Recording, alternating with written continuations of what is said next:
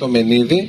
Η επιστροφή θα είναι περίπου στις 4 η ώρα και θα ακολουθήσει ένα μικρό αγώνας Grand Prix, όπως τον ονομάζουν, εδώ μέσα στο λιμάνι της Αμφιλοχίας. Την Τετάρτη οι αγώνες θα ξεκινήσουν από τις 10 και πάλι το πρωί, με προορισμό την Λευκάδα, με ένα πέρασμα έξω από την Αμφιλοχία και στη συνέχεια θα έχουν την άφηξή τους μέσα στο λιμάνι στον Ιδρύ.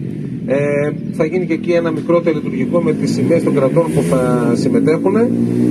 Στην επιστροφή θα περάσουν από τον Ασταχό και στη συνέχεια με την επιστροφή θα έρθουν μέσα στην Αμφιλοχία, όπου και πάλι θα γίνει ένας αγώνας Grand Prix. Την Πέμπτη τώρα η αναχώρηση και πάλι στις 10. Προορισμός θα είναι η Αμμουδιά της Πάργας.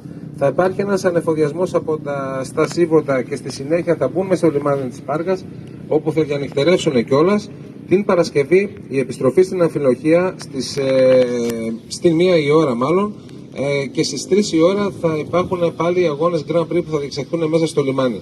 Το Σάββατο τώρα, όπου είναι και η τελευταία μέρα των αγώνων, στις 10 η ώρα θα ξεκινήσουν για τα κρυφά σημαίνια με έναν τελικό προορισμό που θα είναι το Μενίδη.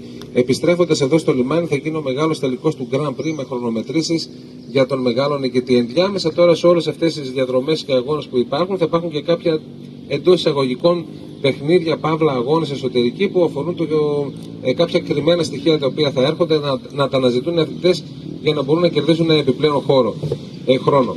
Λοιπόν, τώρα, όσο αφορά τις συμμετοχές, μιλάμε για περισσότερες από 15 χώρες. Ενδεικτικά να αναφέρω ότι θα έχουμε συμμετοχές από Αργεντινή, Βραζιλία, Μαρτινίκα, Γερμανία, Σλοβακία, Ιταλία και από αρκετές άλλες χώρες της Ευρώπης. Τα πληρώματα θα είναι περίπου 35 μέχρι στιγμής, αλλά δεν αποκλείεται να ξεπεράσουμε και τις 40 συμμετοχές, και είναι ενδεικτικό ότι υπάρχει μεγάλο ενδιαφέρον για αυτούς τους αγώνες που διεξάγονται στην Ελλάδα και για πρώτη φορά από τη μεριά του Ιωνίου, θέλοντας να γνωρίσουν και την περιοχή αλλά και γενικά και την κουλτούρα και τον πολιτισμό, και αν θέλετε, εγώ επιμένω σε αυτό, και τον γαστρονομικό τουρισμό που πλέον κυριαρχεί στην Ελλάδα και όχι μόνο.